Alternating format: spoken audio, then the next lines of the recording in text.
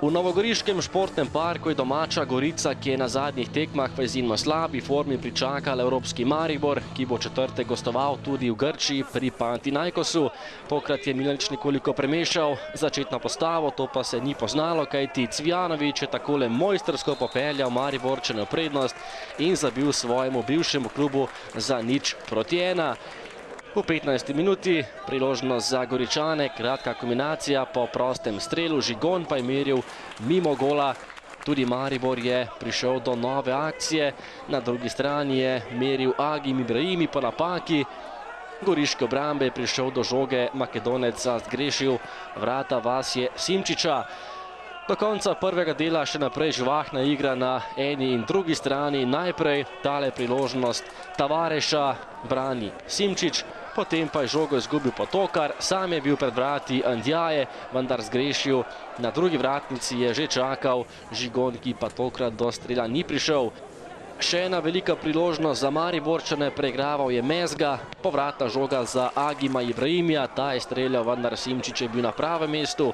Potem pa eden izmed najlepših trenutkov tekme, mojstrski evrogol Matije Široka za 1:1, izjemno močan in tudi natančen strel pod prečko in izenačenje v novogoriškem športnem parku. V drugem delu pa številne priložnosti in tudi številni zadetki. Takole je najprej že zatresel mrežo Agim Ibrahimi in popeljal prednost Mariborčane. Tekla je 66. minuta.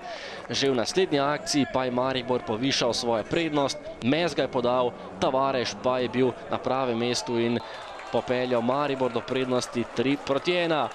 Goli so padali v tem drugem polčasu, izjemno lepa kombinacija Mezge in Tavareša. Še enkrat je že v naslednji minuti, v razmaku 3 minut, Maribor zabil nov zadetek. Tokrat je podal Cvijanović, spet pa je bil pri strelu Markos Tavareš in povišal prednost Štajercev na 1:4.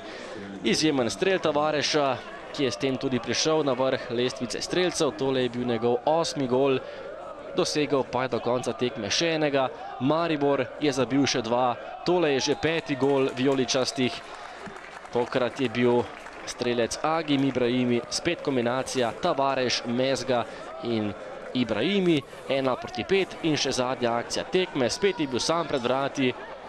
Tavareš takole je izkoristil podajo Dejana Mezge in povišal prednost Maribora na kar 1:6 in postavil tudi končnici tekme v Novi Gorici.